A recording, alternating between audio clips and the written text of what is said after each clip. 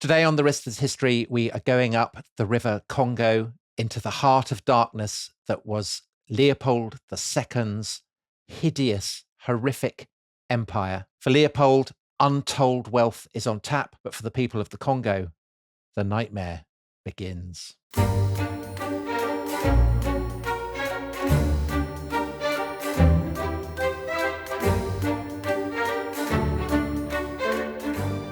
When I was a little chap, I had a passion for maps. I would look for hours at South America or Africa or Australia and lose myself in all the glories of exploration. At that time, there were many blank spaces on the earth, and when I saw one that looked particularly inviting on a map, I would put my finger on it and say, when I grow up, I will go there. There was one, the biggest, the most blank, so to speak, that I had a hankering after. It had got filled since my boyhood with rivers and lakes and names. It had ceased to be a blank space of delightful mystery, a white patch for a boy to dream gloriously over. It had become a place of darkness. But there was in it one river especially, a mighty big river that you could see on the map, resembling an immense snake uncoiled, with its head in the sea, its body at rest, curving afar over a vast country, and its tail lost in the depths of the land. Dash it all, I thought to myself. They can't trade without using some kind of craft on that lot of fresh water. Steamboats. Why shouldn't I try to take charge of one? I went on along Fleet Street, but could not shake off the idea. The snake had charmed me.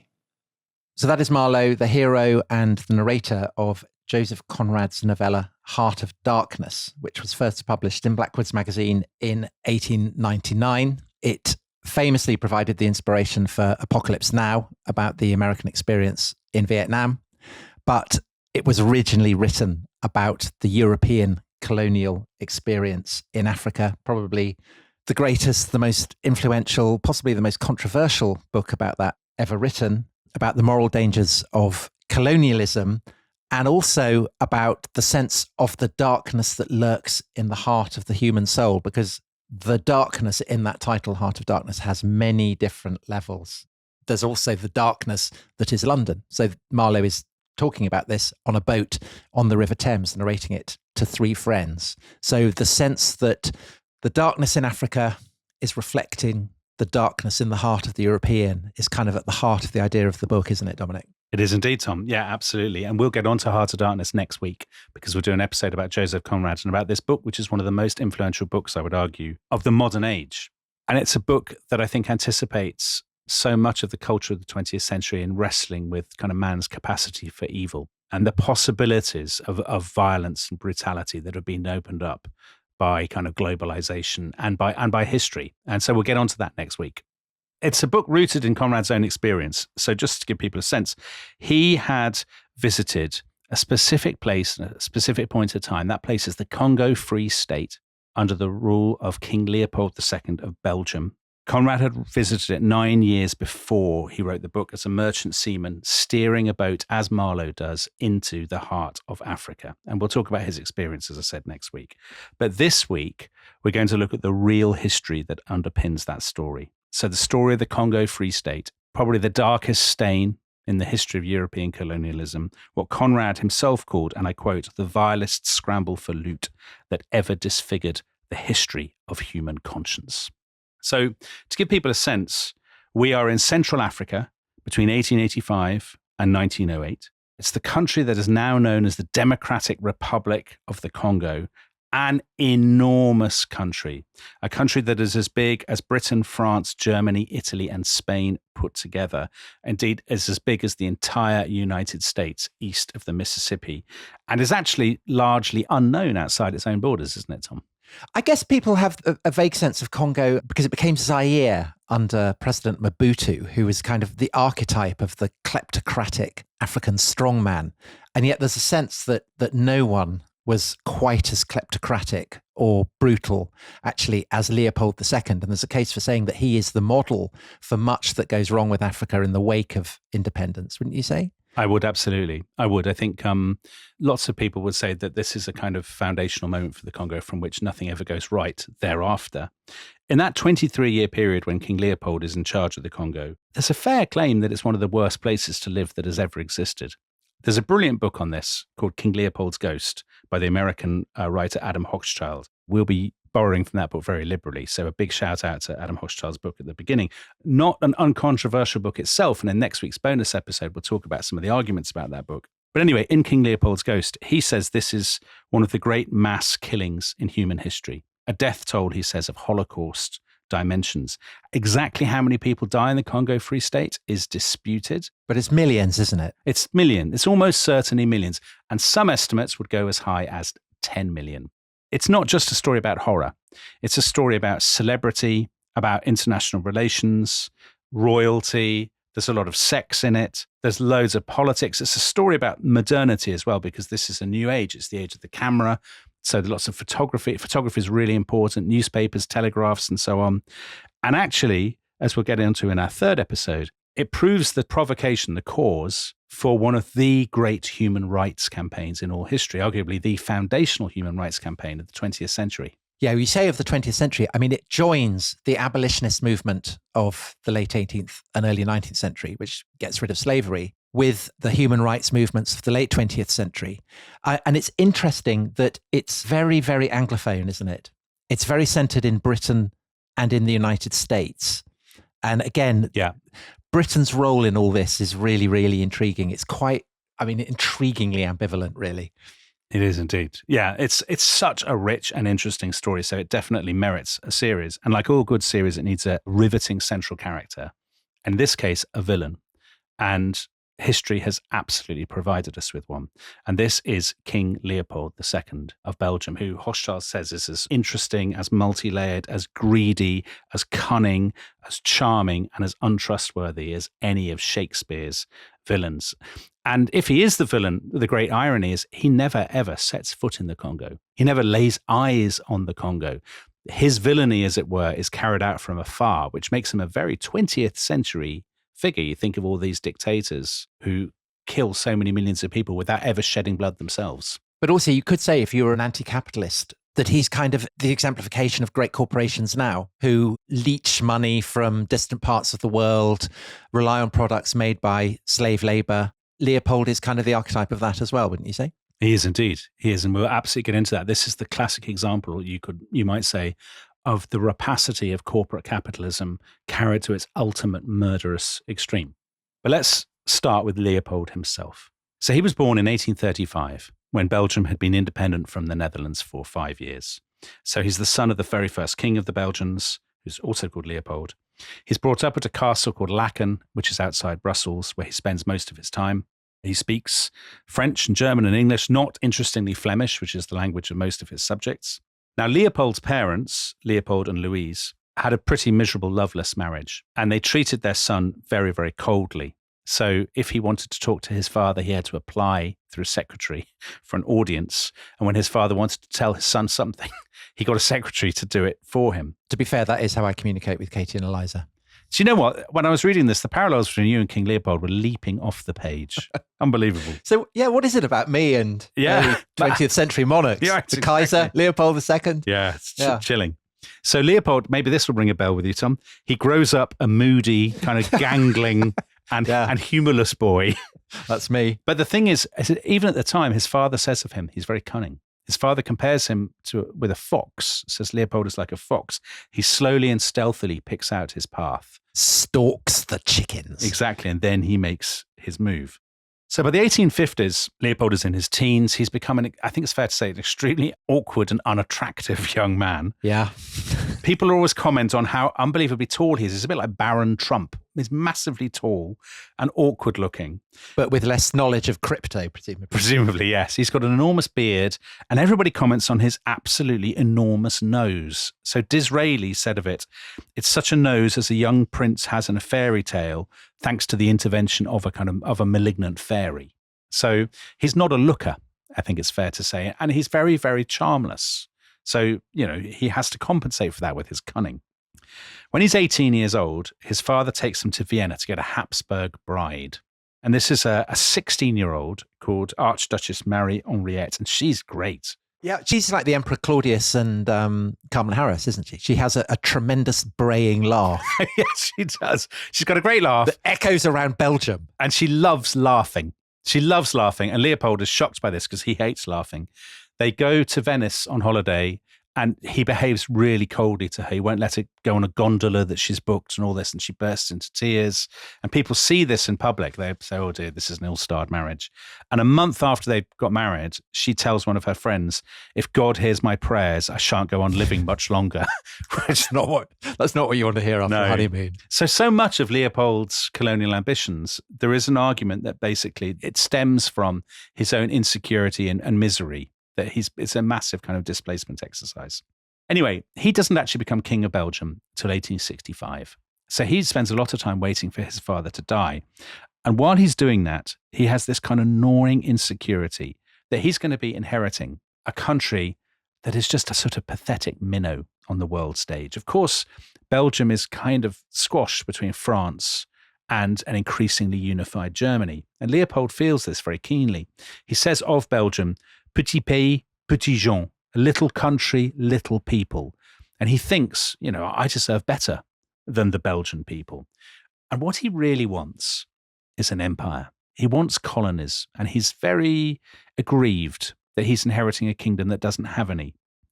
3 years before he becomes king of the Belgians, he goes on holiday to Spain, and he goes to Seville, and he spends his time in Seville. He spends weeks at the great archive of the Indies, going through the records, looking at just how much money Spain had made from its colonies. So this is the 16th century, isn't it? The conquistadors. Yeah, the conquistadors, how much money they had made from the territories they exploited. And this fires his imagination. He makes trips to Ceylon and to Burma to see how the British make money from their colonies. He reads a book called Java, or How to Manage a Colony, which is all about the Dutch in the East Indies. And this is written unbelievably. You've seen the bloke who wrote this book? Yeah, very funny. J.W.B. Money. You see, if he ran a bank, I'd very happily advertise his bank on the rest of his history. Would you? J.W.B. Money Bank. Yeah. So invest your money in it. Well, you should advertise his book. Money's book is all about how you get a colony to turn a profit. You see, that's what Leopold is interested in. Even more than the prestige, and certainly a lot more than any possible civilizing mission aspect of colonialism, what he cares about is cash. And in this book, J.W.B. Money says the Dutch have turned a profit from Java by using forced labor to have plantations and all this kind of thing. And Dominic, the fact that it's Dutch colonies, I mean, that must really irritate him. Oh, of course. The great rivals. The great rivals. I mean, even more than the Germans or the French having colonies. The Dutch. Yeah. Awful. So he looks at the Dutch and he says, they're very unsentimental. They've used forced labor.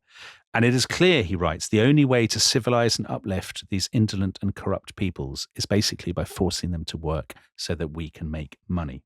So here's the great paradox. Other Belgians don't really care about colonies. They are very conscious they're only a small and newly independent country.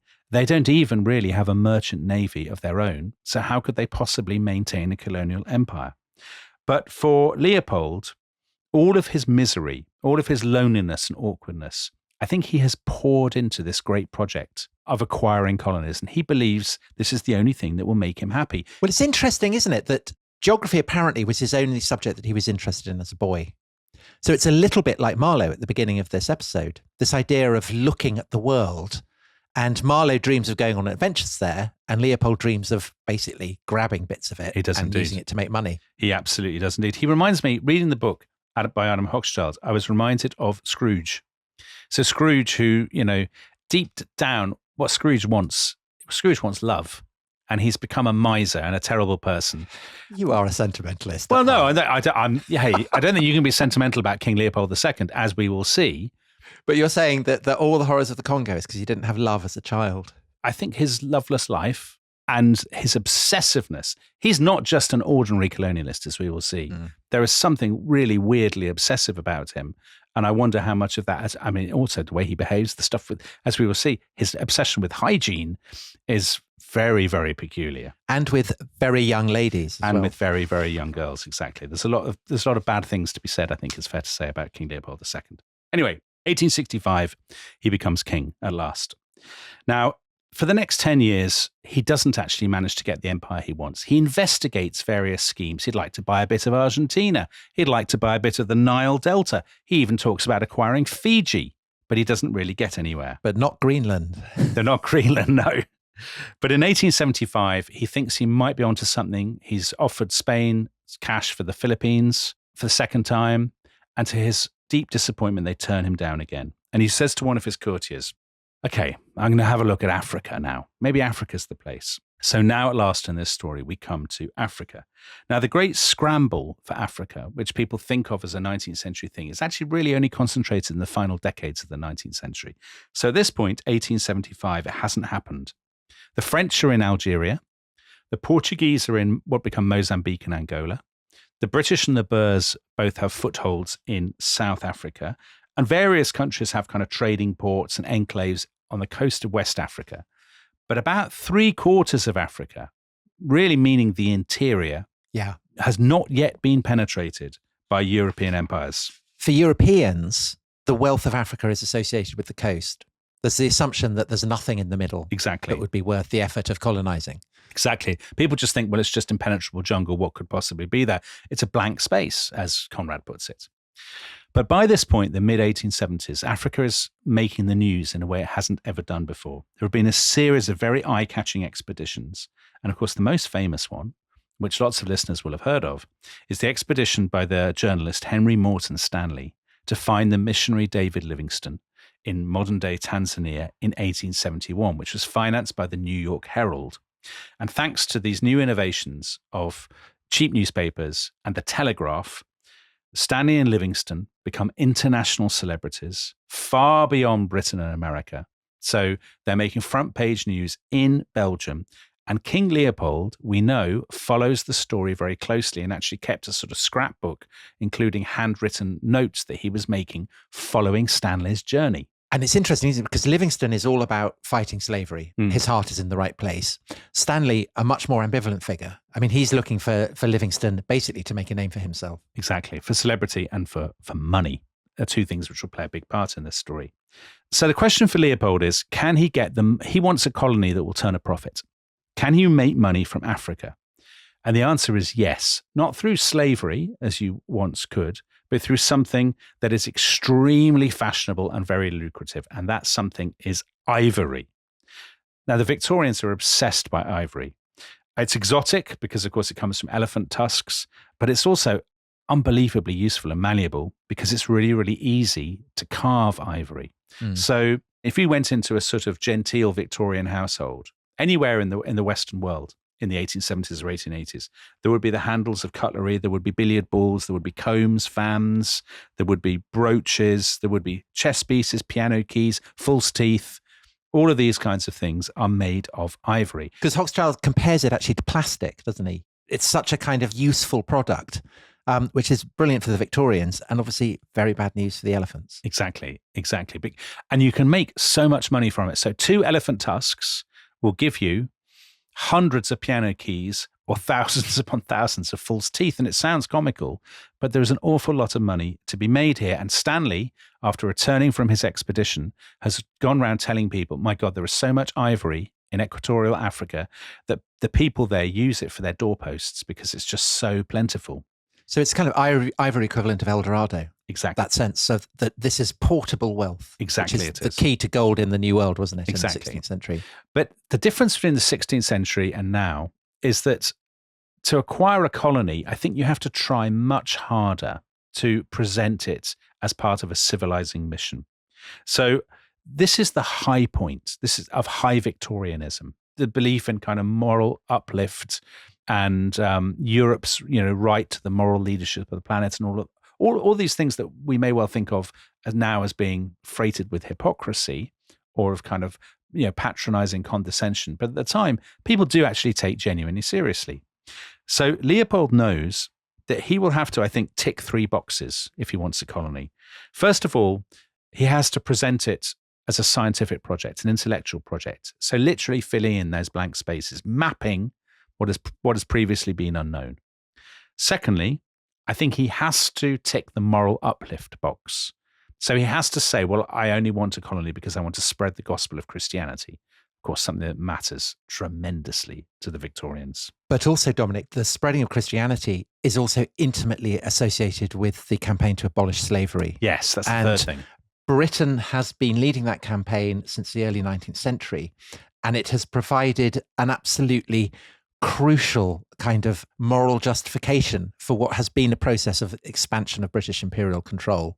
So Livingstone, even though he's not overtly an imperialist, the fact that he is carving out a moral mission for Britain in the middle of Africa is obviously very useful from an imperial point of view. And I guess that Leopold is, I mean, he reads the Times, doesn't he, every morning? Yeah. He is very alert to the kind of the symbiosis between that moral mission to eradicate slavery and imperialism in the British form, and he wants a bit of it. I think you're absolutely right. I think he absolutely sees what's going on with the other empires. I think in Leopold's case, what makes him slightly unusual is that all the evidence we have of his letters and so on is that for him, the profit motive is all, and that the rest of it is effectively just a justification for making money. I mean, he's pretty shameless about that, I would say. So this is how he proceeds. And I have to say, he's a terrible man, King Leopold, but he really is a cunning and a methodical and a clever man. A vulpine figure. He is. So his first step is to convene a big geographical conference in Brussels at the end of 1876. And he invites all the big celebrities of the sort of the Africa industry of the day. So there are explorers from France and Germany. He's got a celebrity explorer called Gerhard Rolfs, who had actually had himself circumcised so that he could pass for a Muslim in the Sahara. So, you know, somebody who had suffered for his quest, his exploration. He's got the president of the British Anti-Slavery Society, Sir Thomas Fowell Buxton. He's got the president of the Church Missionary Society, Sir John Kenway.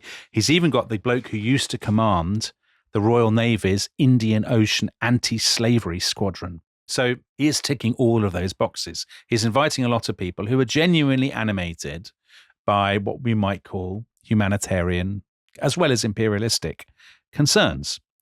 And he welcomes them and he says, you know, I dream of a crusade worthy of the century of progress, to open to civilization the only part of our globe which it has not yet penetrated, to pierce the darkness which hangs over entire peoples. That word darkness again, which is going to come up throughout this series. And he says to them, don't think that I want anything for myself, he says. No, I have very idea of it. I have Shocking. No ambition other than to serve Belgium. Now that, as we've seen, is a lie. He despises Belgium, and he, as we will also see, he doesn't want to serve Belgium at all. He only wants to serve himself. And he says to them, look, I've assembled you because I think it would be nice for us to identify places in the blank spaces of Africa, which could be bases, which could be kind of, they could be they could be hospitals, they could be scientific research centers, they could be trading stations. With an emphasis on the trading station aspect of it. And these will be run. Belgium won't run them, right? Because we don't want to. The last thing we'd want is a colony. He says, we'll set up an International African Association. And it'll be why not base it in Brussels, actually? And for its first chairman, I mean, if no one else wants to do it, I'd very happily, happily put myself forward. And everybody, you know, they all fall for this. Oh, what a lovely idea! What a kind man. I mean, we're recording this today after the Trump inauguration, where all these heads of tech companies that until Trump won the election were all over their mission being to spread happiness and joy and promote diversity and equity, and now they've binned all that very nakedly. Do you think that this is the first example of kind of avaricious corporations dressing up their greed behind a kind of show of piety? And it's got to be one of the first, doesn't it? One of the early ones. So. One of the most eye-catching early ones, definitely. Because it is a brilliant maneuver. Of course it is. If you have global ambitions. And all these people believe it. They completely believe it. And here's the thing. The International African Association, which sounds like it's a charity and which they have all endorsed, is actually a private company run by Leopold himself. For his benefit. For his benefit. So the only thing he doesn't have actually is the colony. You know, he's got the association, but he doesn't have the colony. And where is he going to get the colony? Well, the answer is from the one person who wasn't there at that meeting in Brussels. And this is the most famous of all African explorers. We've already mentioned him, Henry Morton Stanley. Now, we'll just sketch Stanley very briefly because he really is worthy of a rest is history series in himself. He had an amazing life, Stanley. He was born in Wales in 1841, and he was born as John Rowland's bastard. He was the illegitimate son of a housemaid. That's the entry that is in the Book of Births. He spends his childhood in a workhouse. He emigrates to New Orleans when he's 18 years old. He fought for the Confederates. Then he fought for the Union. Then he joined the Union Navy. Then he renamed himself Henry Morton Stanley after a New Orleans businessman. And then he became a journalist. And he went to the Ottoman Empire, he went to Persia, he went to the Crimea, he went to Abyssinia with the British expedition. But most famously, the New York Herald sent him to Central Africa to find Dr. Livingstone, which he did near Lake Tanganyika in 1871. And then he almost certainly invented this fantastic line. So disappointing. I know, it is disappointing. Let's pretend that he said it. Dr. Livingstone, I presume, when he met Livingstone, which flashed around the world and made him a household name, a genuine international celebrity. And he writes it up in enormously long books, doesn't he? Yes, he does, which are great sellers. So he gets commissioned to write one book and he ends up writing 3. That's nothing wrong with that, Tom. I commend that kind of behavior. Yeah, very familiar. So then he went on another expedition 3 years later, sent this time by the New York Herald and the Daily Telegraph in London, to map the Great Lakes and to look for the source of the Nile. And that's where he's been during Leopold's conference. And he has begun that, hasn't he, on the east coast of Africa at Zanzibar. Yeah. And he's heading westwards. And he wouldn't be the first European to have gone from east to west coast. But he is the first who does it basically by following the line of the Congo. Exactly. An incredibly well-publicized journey, one that was followed by newspaper readers across the world as you would follow reports of great sporting fixtures or something. Tremendous excitement. In August 1877, Stanley reached the trading post of Boma, which is on the right bank of the Congo River near the coast. An extraordinary, extraordinary achievement. 7,000 miles, Tom, in 3 years he did on foot. Now, Leopold has been following this with great interest. And as soon as he hears the news that Stanley has got to the west coast, he sends him a telegram of congratulations. And then Leopold says to his ambassador in London, "This is the man. This is the man I need to get me this colony in the heart of Africa. However," Leopold says, "we have to be careful." And I quote, "If I quite openly charged Stanley with the task of taking possession in my name of some part of Africa, the English will stop me. I don't want to risk losing a fine chance to secure for ourselves a slice of this magnificent African cake. So I will just give Stanley some job of exploration which would offend no one, and will give us the bases and headquarters which we can take over later on." Oh, the fox. The fox. So Leopold's intermediaries and emissaries keep offering Stanley. They write to Stanley and they say, the International African Association, this fake charity, would love to offer you a job. Now, Stanley turns it down at first because he wants to go back to England and to see what he could get there. But when he gets back to London, although, of course, he's a big celebrity, the establishment are very suspicious of him, the royal family, the Foreign Office, and so on, because they have heard reports that Stanley has treated people extremely brutally, and I think reports that are completely justified.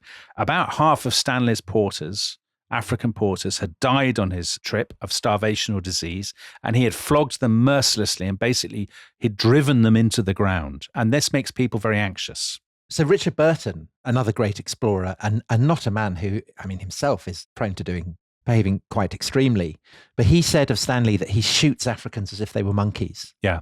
In a tone of great disapproval. Yes. We keep using the word darkness. That is a shadow of darkness over Stanley's reputation. Absolutely it is. He's also, he's very awkward in his relationship with the other sex, isn't he? The fairer sex. He is indeed. I lose track of the women he's basically left, and he's kind of dreaming vaguely that he'll come back and marry them. And there's a sense that he's going off into the jungle for 3 years, so he doesn't have to deal with women. Exactly, because they will often marry somebody else while he's gone, and you can sense he comes back and he pretends to be disappointed, but actually he's really quite relieved. Anyway, and there's also a class issue. He says they despise me because I'm Welsh. The English are not giving me any credence at all. They don't listen to a word I say. They make up these lies about me and all of this kind of thing. So In the summer of 1878, Stanley is very disappointed by his reaction, and he gets an invitation from Leopold to visit him in Brussels. And he says to himself, why not? Okay, I'll go and see him. And so on the 10th of June, 1878, Stanley walks into Leopold's office in the Royal Palace in Brussels for the meeting that will seal the fate of the Congo. And blight the lives of millions. We will be back after the break.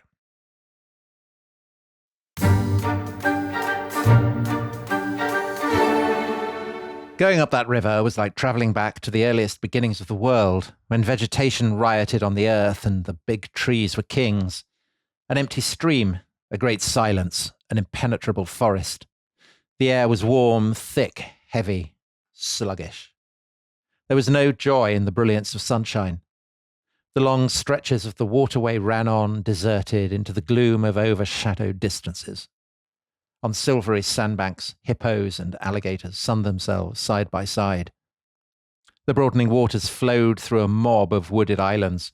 You lost your way on that river as you would in a desert, and butted all day long against shoals, trying to find the channel, till you thought yourself bewitched and cut off forever from everything you had known once, somewhere, far away, in another existence. So that's from Heart of Darkness. It's Joseph Conrad's hero Marlowe driving a steamboat up the River Congo. And Dominic, the thing that always strikes me about that passage is it kind of has echoes of Conan Doyle's book, The Lost World, the sense that going into the jungle is somehow to go back into the prehistoric past. And in fact, in the decades that follow, there will be stories told of a great long-necked dinosaur that lurks in the depths of the Congo. And there's a sense that Conrad is kind of, he's articulating that in a very powerful and not uncontroversial way. Yeah, it's a very controversial passage. It's a very evocative passage that they go, the deeper and deeper they go into Africa, the further and further they're going back in time.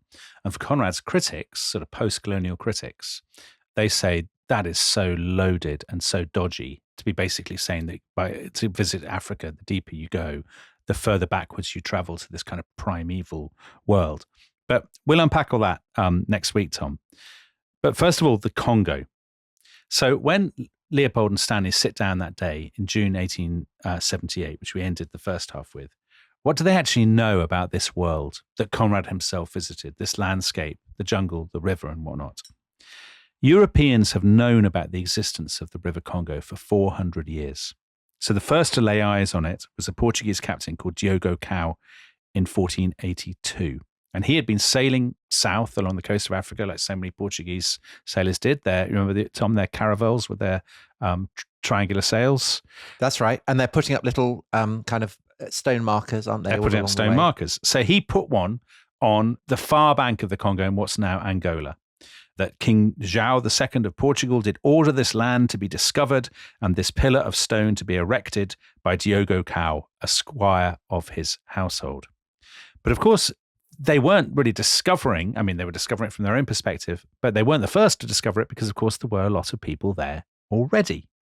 So when the Portuguese arrived at the end of the 15th century, there were probably about 3 million people who were subjects of the Kingdom of the Congo, with the capital K, and that was ruled by a monarch called the Mani Congo, and his capital was probably just over the border in what's now Angola. And the people of the Congo, they were farmers. They raised pigs and yams and stuff. They didn't have wheels. They didn't have writing, but they did have a kind of state system. They had judges. They had a calendar. They had a tax system. They used shells as currency. And they already had slavery, which was to prove a disaster for the Congo because the Portuguese were delighted to find chiefs who were happy to sell them human beings that the Portuguese could put to work, particularly in Brazil.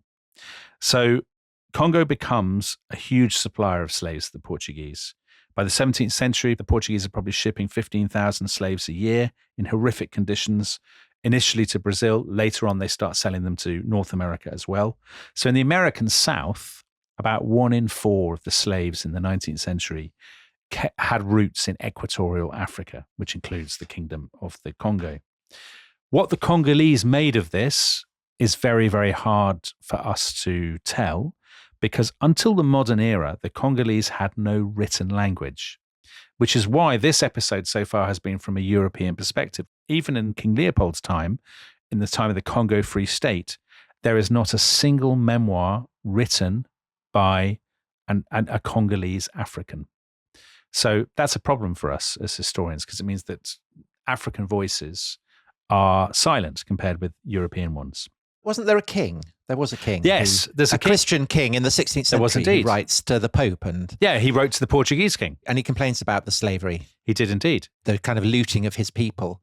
So I would guess from that probably they're not thrilled about it. No, he wrote to the Portuguese king and he said, there's no, you're taking too many slaves, there's nobody left. And the Portuguese king actually wrote back to him, sent him a letter and said, I've heard there's loads of people in the Congo. What are you complaining about? Shut up. And that was the extent of this meeting of minds between these two kings. Right. In the years that followed, the Congo became prey to all kinds of inroads from the Portuguese, the Spanish, the Dutch. There's lots of factionalism, the civil wars, and basically the kingdom falls apart. But much of this is a mystery to Europeans. Europeans can't get into the interior. They know that the Congo River is a vast river. It's the second largest river in Africa, third largest by volume in the world. But they can't go up it because once you start to go upstream, once you go upriver, very quickly the river gives way to 200 miles worth of rapids and gorges and canyons and so on. So you have to get out of your ship and walk. And at that point, it's very rocky terrain, what's called the Crystal Mountains. And Europeans, as soon as they started to do that, they would get malaria or yellow fever, and they'd basically all die. Dominic, there is a British expedition in 1816. There is indeed. Led by a Royal Navy captain who describes the scenery as beautiful and not inferior to any on the banks of the Thames. Yeah. Which is obviously the highest praise. The highest, the very highest can possibly give. But he's a good river. example. He only gets a little bit of the way, and then they basically they have to go back. They have to go back because they all fall horribly ill. So even in the 1870s, the vast basin of the Congo, we're talking about 1.5 million square miles of territory. So that's about what? The size of India, I think? Yeah, I mean, it's a massive, massive stretch of land and home to, now this is very controversial, but let us say somewhere between roughly 8 and 12 million people. It is almost completely unknown to Europeans. They still talk about the blank space on the map, an empty space on the map, which is of course quite wrong. Now, Stanley has been through it, but not all of it. Stanley had tracked the river for about 1,500 miles. So that's only about half the length of the Congo River. And he's only had limited interactions with the locals, but he does know two crucial things, which he's able to tell Leopold that day in the palace. First of all, the people of the Congo, they don't have anything like the military technology to resist a European takeover. It's a myth that they're completely unsophisticated. They have brilliant pottery, they're brilliant woodworkers and so on. But in terms of weapons, they only have spears and arrows and some very ancient Portuguese muskets. So, an invading European force would be able to wipe the floor with them. And the second thing, even more important, there is no one powerful state in the Congo Basin. There are more than 200 different ethnic groups. They speak 400 different languages and dialects. There's a massive variety. So some of them are pygmies who live in the forests, and some of them are more settled farming peoples who live on the savannas. But they're very fragmented. And they're always fighting each other. It's a little bit like, when Cortez arrived in Mesoamerica and found there were all kinds of rivalries and things that he could exploit. But there isn't an equivalent of the Aztecs. There's no equivalent to the Aztecs. There's no equivalent of that. So it's even better than that. For a European predator, the people of the Congo are the perfect prey. And Dominic, isn't there one other factor that Stanley has discovered by going along the river, which is that if you can get past the rapids up kind of into the highlands, then the Congo is very, very navigable. And there are all these kind of tributaries. So there are thousands and thousands of miles of navigable water. Yeah. So it's kind of like, railways have been laid or something. If you can just get your steamboat up past these rapids, then you can use the river to go very, very deep into the Congo. And if there is raw material, say ivory, or perhaps in due course rubber, then you can use it to bring it back. Exactly. In other words, there are the lineaments of your transport infrastructure right there waiting for you. So for Leopold, all of this is absolutely great news. He seems to have hit it off with Stanley straight away. Leopold spoke perfect English. Despite his enormous nose and his gangling awkwardness, He can be charming when he wants to, and he flatters Stanley. Stanley is, of course, desperate for flattery because he hasn't had it in London. And that autumn, 1878, Leopold says, I'd like to offer you a 5-year contract. For every year you spend in Africa, I will pay you 50,000 francs, and I will pay for an expeditionary force to go with you up the Congo. So in terms of Stanley's earnings, in today's money, Leopold is effectively offering him £2 million, a lot of money for a journalist. And so he's buying Stanley's knowledge, presumably. Yes. But is he also buying Stanley's prestige as the man who knows the Congo? The sense that if he's got Stanley with him, then the project must be a realistic one. It must be a serious one. I think he's buying 3 things, actually. So I think he's buying Stanley's knowledge. Stanley knows he's gone along the river. Number 2, I do think you're absolutely right. He's buying the prestige and the celebrity. Stanley will become the face of this charitable expedition. Right. But the third thing is he's genuinely buying Stanley's, Stanley's going to have to do the work. He's going to have to put the work in on the ground. And Leopold knows that Stanley is a hard worker. And he drives other people very hard. He says to Stanley, what I want you to do, I want you to establish a station at the mouth of the Congo that will be our big base. Then, and this will be a really important thing, build a road or indeed a railway around these rapids, through these mountains.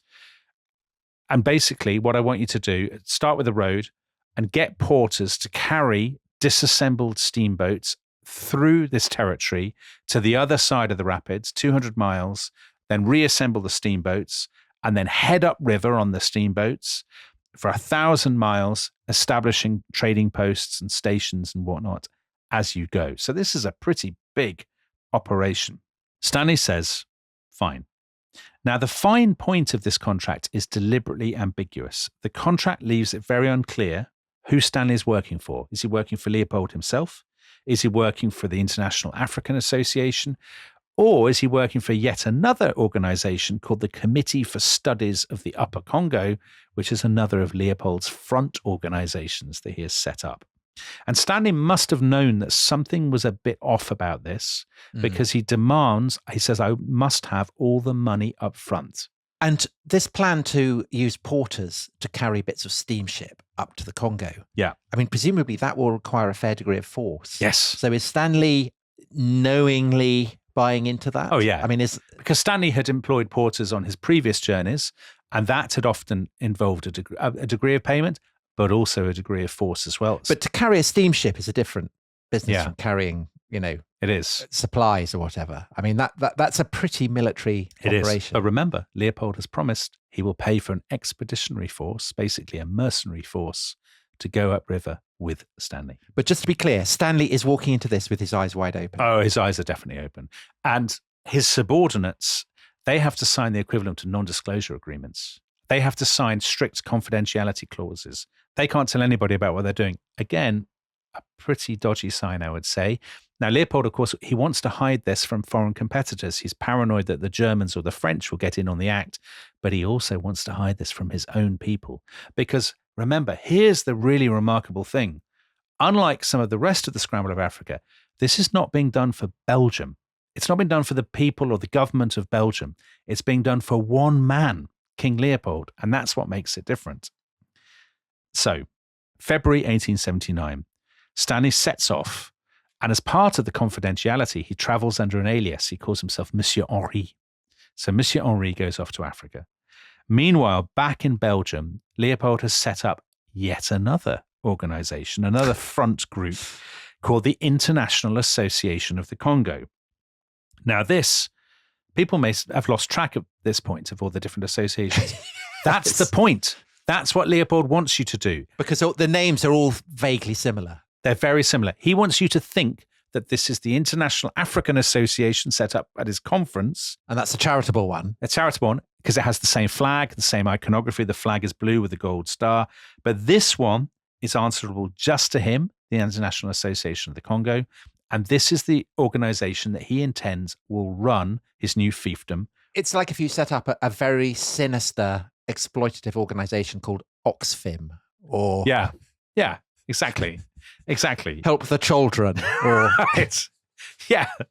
Yeah. Secretly, you're doing nothing but evil. Well, if you actually set up two groups, one called Save the Children and one called Help the Children, and Save the Children pretends to be charitable and you've got lots of pop stars, and Help the Children is just a money-making, you're just selling merch. Yeah, you're using them to dig out gold. Right, exactly. That's exactly what it is. Now, Leopold, while Stanley's gone, Leopold gets his sort of tame client journalists to start placing articles about this in the world's press. And this is brilliant. I mean, I have to say it really is brilliant because in each country, they sell a different message based on that country. So in Britain, in the Times, they place articles to say that what Leopold is doing is he's setting up a kind of, and I quote, a sort of society of the Red Cross. And they'll establish kind of hospices along the banks of the Congo to help travelers and to fight slavery. And of course, people in Britain will be like, their Victorians will be all over this. Yeah. In the German papers, Leopold's agents say it's going to be a Hanseatic League of the Congo, a succession of Congolese free cities based on, and I quote, Bremen, Lübeck, and Hamburg. So lots of marzipan shops, yeah. And that running the line of the Congo. That lovely kind of stepped gable architecture. Yes. And then in American papers, Stanley has been sent to establish, and I quote, a confederation of free Negro republics. So basically like Liberia, that will become part of a United States of the Congo that will be supervised by the benevolent King Leopold. Whenever anybody reads this, they say, God, what's not to like? This sounds great. So kind. Meanwhile, Stanley is hard at work. And he's, again, as whatever you might think of him, he's good at doing it. In 2 years, he gets these colossal teams of workmen to carve this trail around the rapids and then to move 50 tons worth of equipment up the trail. And once they've got past the rapids, they establish a post at a place that they call Leopoldville. And this is the birthplace of modern day Kinshasa, which is now the capital of the Democratic Republic of Congo, the largest city in Africa. Is it? The largest city in Africa? It is indeed. And, I did not know that. And this is where they will reassemble the steamboats and then head upriver. But at this stage, I mean, we're literally talking about like a fortified blockhouse. I mean, that's all it is. Fine, yes. So this is an extraordinary achievement, but in a sign of things to come, it comes at a horrendous, horrendous human cost. So Stanley's subordinates, his workers, whether white or black, they die of disease, of exhaustion, of overwork. One of them's eaten by a crocodile. Because Dominic, just to say that it's not just humans who are prone to the diseases, but pack animals as well. Yes. So you can't use oxen or donkeys or whatever to transport stuff. It has to be humans. You have to use human beings. And we know that he treated Europeans badly too. So we have a letter from a steamboat engineer who's called Paul Neve, who fell ill, probably with malaria or yellow fever. And Neve wrote home and he said, Stanley treats me with the sort of care a blacksmith applies to repair an implement that has broken down through too rough usage. Teeth clenched in anger, he smites it again and again on the anvil. And Neve died a few weeks after writing that letter because basically Stanley had driven him into the ground. And of course, if Stanley does that to the European subordinates, what is he like with his African porters? Now, you mentioned, Tom, how does he enforce this? He has a private army. They have 1,000 rifles and they have 4 machine guns, Maxim guns. And if any African questions his instructions, or if they even collapse, Stanley claps them in irons as an example to the others. I mean, it's not really a justification, but just a counterpoint. Stanley works himself insanely hard as well, doesn't he? He does. I mean, he's kind of relentless on his own body and health. Yeah, and he nearly dies a couple of times. He has to be invalided home to Europe. And as soon as he's got better, he comes back out. I mean, he takes the job very seriously. He pushes himself incredibly hard, but in doing so, he kills quite a lot of other people. All the time, Leopold is saying to him, hurry, hurry. You know, get as much land as you can, get as much ivory as you can, because Leopold is terrified that the French and the Germans will beat him to it. Now, this question of getting the land, how is Stanley going to do that? Well, as so often in the story of European colonialism, this comes down to an issue of treaties. Leopold has enlisted the aid of the former Regius Professor of Law at Oxford University, who rejoices in the name Sir Travers Twiss. That's not a real name. Dickensian name. Yeah, that's from a novel. Sir Travers Twiss has provided him with a legal opinion that a private company i.e. the International Congo Association, is within its rights to sign treaties with African chiefs just as a sovereign country can. When Leopold has got that opinion, he sends orders to Stanley. He says, right, start signing the treaties, make them as brief as possible, and in a couple of articles, these chiefs have to give us everything. So as they go upriver, Stanley will stop and he will get out and he will start talking to the local bigwigs. Of course, when he raises the issue of treaties through various interpreters, the local chiefs have no idea what he's talking about. Remember, most of them have never seen writing before. So when Stanley says, I'd like you to make your X, your cross on this document, they have no idea what they are giving away. I mean, as you say, this is very reminiscent of episodes we've done before. Of course. 16th century Mexico or Native Americans. The Great Plains in the 19th century. Absolutely. Yeah. But there's a brilliant example in the book King Leopold's Ghost, a terrifying example. On the 1st of April, 1884, the chiefs of Ngombe and Mafela signed a deal with Stanley. Leopold would give them each one piece of cloth per month. So they're very excited at getting this cloth. In return, they give him the rights to all their territories, all tax and toll rights, all game, fishing, mining and forest rights for all time. They're giving these rights to the Congo Association. And here is the really crucial thing. The treaty that they have signed with their mark says they will assist by labor or otherwise any works, improvements or expeditions which the said association shall cause at any time to be carried out in any part of these territories. And this is the real kicker. And this is what actually makes it different from the treaty signed with, let's say, Native Americans in the Plains Indians or whatever. Because Stanley and Leopold have not just bought their land, they've bought their labor forever, for all time. Any improvement, any work that the Congo Association wants to be carried out, you have to do for them. Yeah. And there's no mention of, what you'll get in return here. I mean, this is a really they've given away everything. So as a trade deal, not brilliant. It's a very poor trade deal, I think it's fair to say. Stanley is great at getting these deals. By June 1884, he has signed contracts with more than 450 different chiefs. He sails home to Europe with the treaties in his pocket, giving these people's land and labor to King Leopold. So, Dominic, a question. Bearing in mind what we know is going to happen, did they need them at all? Would it have made any difference if they hadn't got these treaties? Yes, I think it would have made a difference.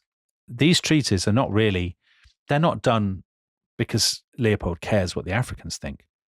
They're done to show to the rest of Europe. So these are publicized? Yes, I've done all these deals with local chiefs. I'm very friendly with the local chiefs. This is going to be for their benefit. Everybody wins. This has been done completely legally. It is not 16th century style conquistador conquest. So a bit like the Chinese with their Belt and Road. Belt and Road, yes. I suppose so, though Chinese listeners might raise an eyebrow in your parallel, Tom. But I mean, it's a deal that Leopold is selling as it's a deal that benefits Africa, it benefits me. It's great. Everybody wins. Whether everybody does win, we will see. So he's got the treaties. He's got his steamboats going up and down the river. What he needs now is somebody to recognize this as his, because there is a problem. While Stanley has been up the Congo, a French explorer has landed on the other side of the river, a guy called Count Pierre Savagnin de Brazza. De Brazza has established his own trading post on the north bank, and this becomes known as Brazzaville, which today is the capital of the formerly French Republic of the Congo. So a rival Congolese territory. And there's a massive media row between Stanley and Brazza. The Portuguese hear about this, and the Portuguese say, "What? We were the first to the Congo. Yeah, what's going on here? Jow. Get out." And the British say, well, if there's any dispute about this, we would really much prefer that the Portuguese have the Congo. So this is a problem for Leopold. He needs somebody to back him. And he does something here very clever. He goes outside Europe to another relatively new country like Belgium, and another country that has a history of signing treaties with indigenous peoples, slightly one-sided treaties, some people might say, that end up not being worth the paper they're written on. But complemented by a love of liberty. Right.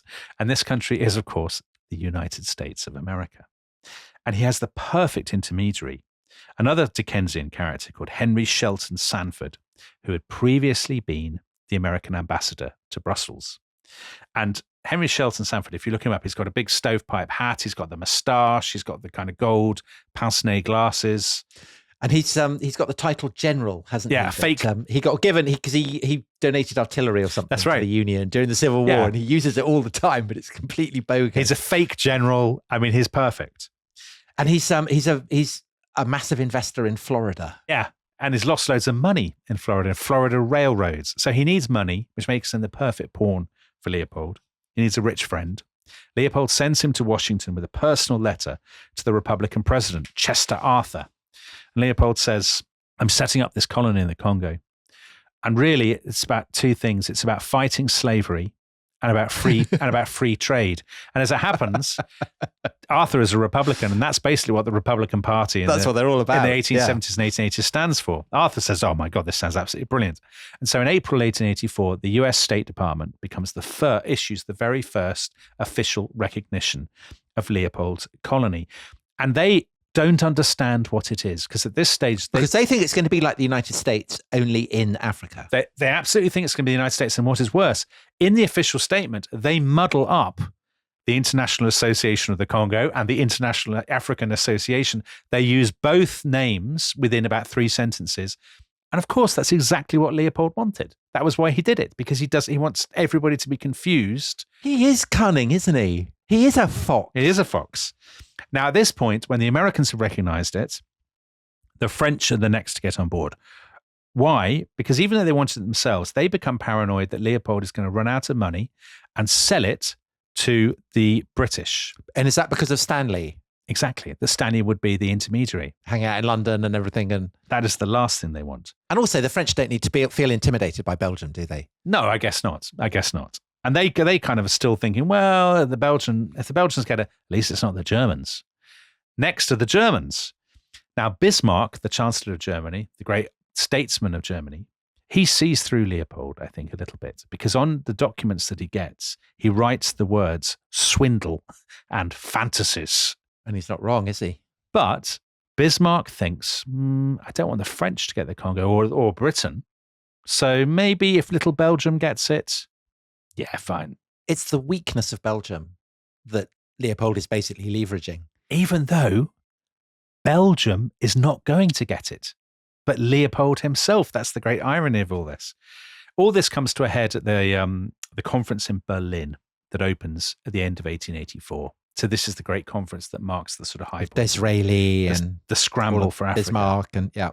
And there are, delegates from America, from Russia, from the Ottoman Empire. Of course, no Africans deciding their own destiny. Nobody thinks that would be remotely appropriate.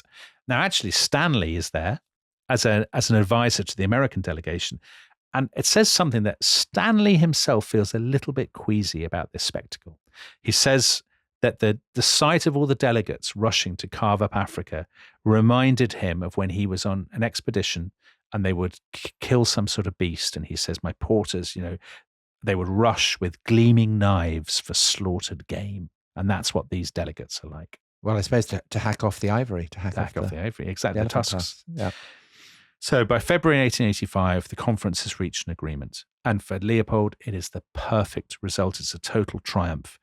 All the powers agree that they will recognize the International Congo Association as the owner of almost all of the Congo Basin. And that's the dodgy one, not the humanitarian one. Exactly, the dodgy one. Leopold's private company. So he has got a territory 76 times the size of Belgium, and it will belong not to Belgium, but to Leopold personally. So at last he has the fiefdom he wanted. And 3 months later, in May 1885, he drops all the fiction. The International Congo Association is allowed to lapse. The only thing that remains of it is its flag, the blue flag with the gold star. And on the 29th of May, by royal decree, its lands, this huge stretch of territory, is renamed the État indépendant du Congo, the Free State of the Congo, and Leopold is named as its founding sovereign. he kind of briefly considered calling himself Emperor of the Congo, didn't he? He did. And giving all the various chieftains who'd signed treaties with him outfits modelled on the uniforms of the beef-eaters, which be very hot. Yeah, very sensible wearing. Inappropriate Banks garb. of the Congo. Exactly. Yeah. But now that the Congo Free State has been set up with Leopold as its monarch, for the people of the Congo, the real horror begins. The horror, one might almost say. And if you are a member of the Rest is History Club, then you can hear the next 2 episodes right now. If not, you can sign up at therestishistory.com, and we will be back next time, continuing our journey into the heart of darkness.